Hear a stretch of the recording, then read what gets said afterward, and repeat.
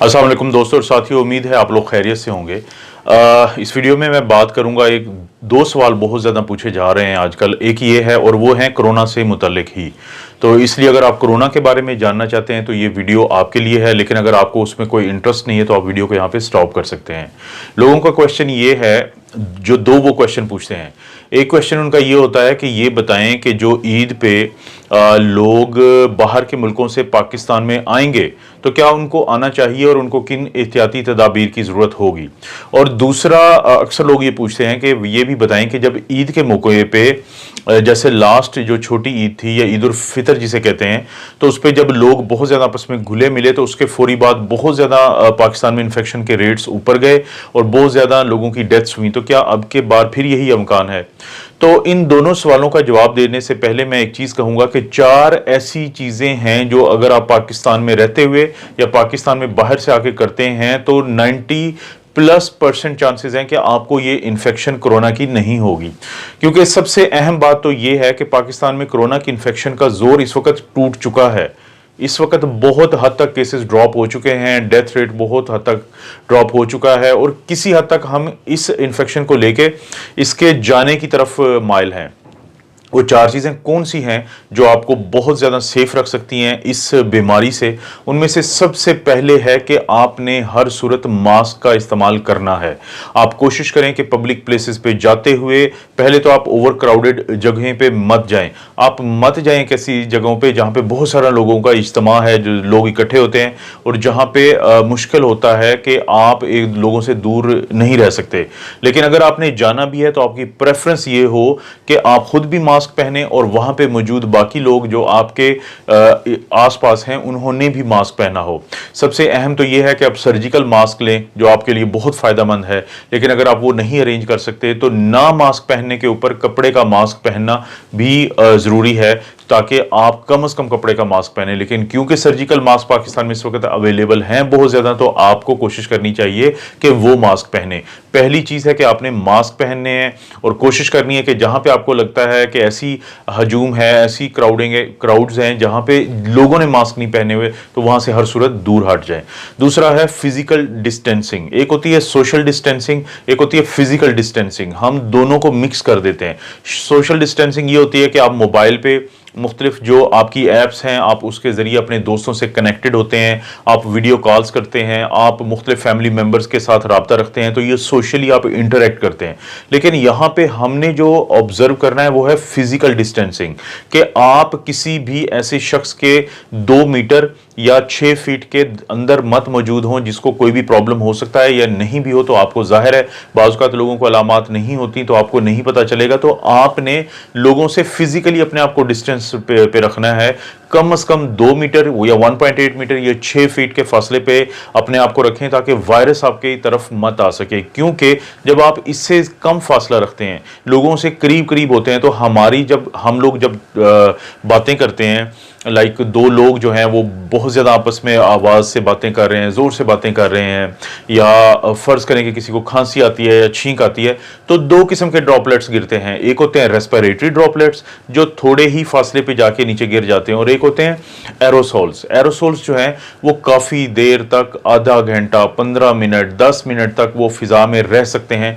तो वहाँ पे आपका मास्क काम आएगा और दूरी काम आएगी, और वहाँ पे आपकी ये स्ट्रेटजी काम आएगी कि आपने ओवर क्राउडेड और जो बंद जगह होती है जैसे बैंक्स हैं या कोई ऐसी जगह है जहां पे वेंटिलेशन नहीं है, तो वहां पे फिर आपकी स्ट्रेटजी कामयाब होगी कि आप वहां पे मत ठहरें।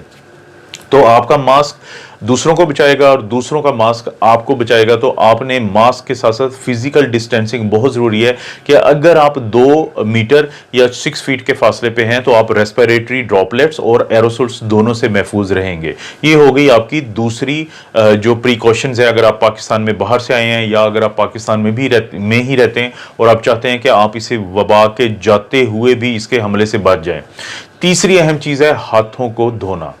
दिन में कम से कम अगर आप 10 बार अपने हाथों को साबुन और पानी से 20 सेकंड के लिए अच्छे तरीके से धो लेते हैं, और अगर आपके पास साबुन और पानी उस वक्त अवेलेबल नहीं है तो आप अपनी पॉकेट में, अपनी गाड़ी में अपने पास हैंड सैनिटाइजर रखें जिसमें कम से कम 60% अल्कोहल हो, और आप कोशिश करें कि अपने हाथों से अपने मुंह को, अपने नाक को, अपने आंखों को टच नहीं करना सैनिटाइजेशन के बगैर, यानी सैनिटाइजर को इस्तेमाल किए बगैर या हाथों को धोए बगैर। तो ये बहुत ही ज़्यादा अच्छी रूटीन है। और इसी तरह जब भी आप बाहर से आएँ, घर के बाहर से आप आएँ, आपके घर वाले आएँ, तो हर सूरत आपने अपने हाथों को 20 सेकंड के लिए साबुन और पानी से धोना है, या 60% अल्कोहल वाले सैनिटाइजर को इस्तेमाल करना, और अच्छे तरीके से अपने हाथों को आपने सैनिटाइजर उसके ऊपर इस्तेमाल करना है। ये हो गई आपकी तीसरी रूटीन। और चौथी रूटीन जो आपकी बहुत ज़्यादा हेल्प करेगी वो ये है कि अगर आपको, आपकी फैमिली में किसी को या किसी यार दोस्त को अगर आपके बुखार है तो 14 दिन के लिए उसको आइसोलेट कर दें। आप बाकी घर वालों से उसको अलहदा कर दें, अलहदा कमरे में वो रहे, उसको डिस्पोजेबल जो बर्तन होते हैं उसमें खाना दें, और कोशिश करें कि उसके कमरे की वेंटिलेशन हो, और वो जब भी अपने कमरे से बाहर फैमिली की तरफ आए तो हर सूरत मास्क पहने और साबुन और पानी से हाथ धो के या सैनिटाइज़र को यूज़ करके वो बाहर निकले, और उसके कमरे को दिन में 2 दफ़ा सैनिटाइज़ किया जाए, उसको डिसइंफेक्ट किया जाए। कोशिश करें कि उसका वॉशरूम अगर पॉसिबल है तो अलहदा हो, और अगर उसी वॉशरूम को वो यूज़ करता है जिसको बाकी घर वाले यूज़ करते हैं तो उसके यूज़ करने से पहले और बाद में उसको डिसइंफेक्ट करना बहुत ज़रूरी है।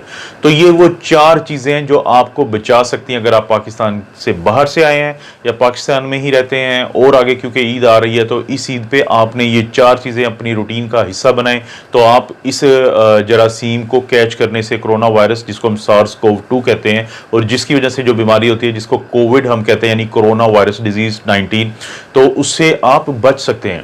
क्योंकि अगर पाकिस्तान में पिछली ईद की गलती होती है तो रिजल्ट भी पिछली ईद वाले आएंगे। अगर हुकूमत पार्शियल लॉकडाउन कर देती है और लोग भी बहुत मोहतात होते हैं तो उम्मीद है कि जाहिर है कि वैक्सीन ही इसका इलाज है, तो लेकिन इस तरह की सर्ज नहीं आएगी, इस तरह की इन्फेक्शन की पीक नहीं आएगी जो छोटी ईद पे हुआ है। लेकिन अगर हुकूमत हर एक शख्स को शुतर बेमहार की तरह छोड़ देगी और बिल्कुल पिछली छोटी ईद की तरह हर शख्स दूसरे शख्स से मिल रहा होगा, तो बहुत ज़्यादा इम्कानात हैं कि इसके 2 हफ्ते के बाद, यानी ईद के 2 हफ्ते के बाद केसेस बढ़ना शुरू हो जाएंगे। क्योंकि आमतौर पे जब भी वायरस हमारे जिस्म में जाता है तो उसके 2 से 14 दिन के बाद अलामात ज़ाहिर होती हैं। जब अलामात ज़ाहिर होती हैं उससे अगले 2 हफ्ते के बाद या तो हम ठीक हो जाते हैं या हॉस्पिटल्स में पहुंच जाते हैं। हॉस्पिटल्स में जाने के 2 हफ्ते के बाद या आप बेहतर होकर घर आ जाते हैं या खुदा न खास्ता वेंटिलेटर पे जाते हैं और आप जिंदा नहीं रहते। तो ये तकरीबन 6 हफ्ते की वो गेम है जिससे हमने बचना है। अगर तो आपको इस बड़ी ईद के 2 हफ्ते के बाद लगता है कि केसेस बढ़ गए हैं तो समझ लें कि हमने वही गलती की है जो छोटी ईद पे की है। देखें, गवर्नमेंट जो कर रही है पार्शियल लॉकडाउन, ये स्ट्रेटजी बहुत अच्छी है कि ये वो तमाम हॉटस्पॉट्स या वो एरियाज जहाँ पे केसेस ज़्यादा आते हैं तो उनको आइडेंटिफाई करते हैं और वहाँ पे 1 से 2 हफ्ते के लिए लॉकडाउन कर देते हैं, कम से कम 2 वीक्स के लिए। लेकिन एक बुनियादी गलती कर रही है हुकूमत, और वो गलती ये है कि जब वहाँ से लॉकडाउन उठाया जाता है तो उसके बाद गवर्नमेंट के कोई ऑफिशियल या गवर्नमेंट की तरफ से कोई बैनर्स नज़र नहीं आते, कोई मैसेजिंग नज़र नहीं आती कि अगर आप लोगों ने एहतियात ना की और दोबारा यहाँ से केसेस हुए आपके एरिया से तो इसको दोबारा लॉकडाउन में हम भेज देंगे। तो ऐसे लोगों के अंदर थोड़ा खौफ पैदा होगा, क्योंकि हर शख्स चाहता है कि इकोनॉमिकली वो अब थोड़ा वर्किंग में आए, वो अपने काम को जारी रखे। और दूसरा, इस वक्त क्योंकि ये पार्शियल लॉकडाउन का एक फ़ायदा होता है कि लिमिटेड एरियाज़ जो हैं वो लॉकडाउन में जाते हैं, जैसे अभी भी लाहौर के 7 एरियाज़ लॉकडाउन में।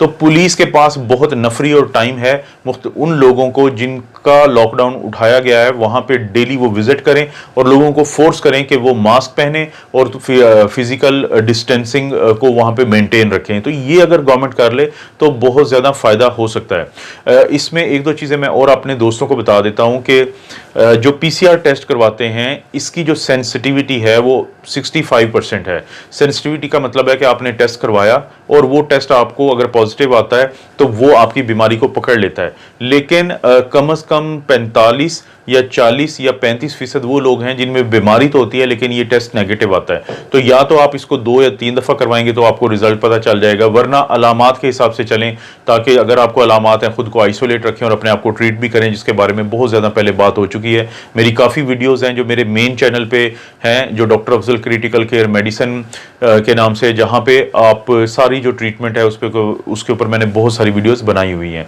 और एक इस पॉइंट के अलावा दूसरा पॉइंट ये था कि बहुत सारे लोगों के जहन में होता है कि ये जो कोरोना वायरस की इम्यूनिटी होती है, एंटीबॉडीज़ बनती हैं, ये कितना अरसा रहती हैं, अभी तक साइंस को नहीं पता। लेकिन इससे पहले जो कोरोना वायरसेस आए हैं, क्योंकि ये छठा या सातवां वायरस है, तो इससे पहले जो दो बहुत मशहूर हुए थे, जिसमें मर्स कहते हैं, मिडल ईस्ट रेस्पिरेटरी सिंड्रोम, जो 2012-13 में आया था, वो SARS-CoV-1 यानी सीवियर एक्यूट रेस्पिरेटरी सिंड्रोम जो 2002-2003 में आया था। तो उनकी जो इम्यूनिटी है वो 1 से 2 साल रही थी। तो एक ये भी बहुत अहम पॉइंट है। और दूसरा, हमने हर सूरत इस पूरे काम को करके, इन 4 काम को करके R0 को कंट्रोल करना है। R0 क्या होती है? R0 होती है कि एक शख्स कितने लोगों को आगे इन्फेक्शन दे सकता है। पाकिस्तान में 3 से ये 5 है, हमने हर सूरत इसको 1 पे रखना है ताकि ये वायरस ना फैले। और R0 का दूसरा ये होता है कि आपने एक इंटरवल टाइम होता है कि जब एक शख्स दूसरे को वायरस देता है तो आगे वो 3 से 8 दिन के अंदर उस अगले शख्स में, या 5 से 8 दिन के अंदर अलामात आती हैं। अगर हम ये 4 पॉइंट्स करेंगे तो हमारा R0 कम रहेगा। जिस भी मुआशरे में R0 1 से नीचे रहता है, वहां पे जो इन्फेक्शन का स्प्रेड है वो खत्म हो जाता है। और जहां पे भी R0 2 रहेगा, 3 रहेगा, तो वहां पे बहुत ज्यादा इन्फेक्शन होगी। जब छोटी ईद थी तो हमारा R0 5 पे गया था, यानी एक शख्स 5 को इन्फेक्शन दे रहा था और हर तरफ हॉस्पिटल्स जो है वो भर चुके थे। क्योंकि इसका असल जो ट्रीटमेंट होगा वो 2 ही ऑप्शन है कि या तो वैक्सीन आ जाए, और वैक्सीन आने के बाद हम इस मरहले से निकल सकते हैं, वरना आहिस्ता आहिस्ता अगर कम लोग इन्फेक्ट हों, कम लोगों को इन्फेक्शन जाए और वो आहिस्ता आहिस्ता निकल आएँ और हॉस्पिटल उनका इलाज करते रहें, अगर हम ये 4 चीज़ें मेंटेन रखें, तो तब भी एक टाइम ऐसा आ जाएगा कि हमारे मुआशरे में इतने लोग इकट्ठे हो चुके होंगे जो इस वायरस से सेहतयाब हुए होंगे कि फिर शायद ये वायरस ख़त्म हो जाए। क्योंकि जब भी किसी भी मुआशरे में 60% यानी आपकी आबादी का 60% इससे बीमार होकर सेहतयाब हो जाए तो फिर ये वायरस चला जाता है। तो मुझे उम्मीद है कि आपको किसी हद तक मेरी बातों से कुछ आइडिया वो होगा कि अगर आपने इस बड़ी ईद पे बीमारी से बचना है तो आपने क्या करना है, और अगर आप पाकिस्तान से बाहर से पाकिस्तान आए हैं तो आपने क्या ऐसा कुछ करना है कि आप इस चीज़ से बच सकते हैं।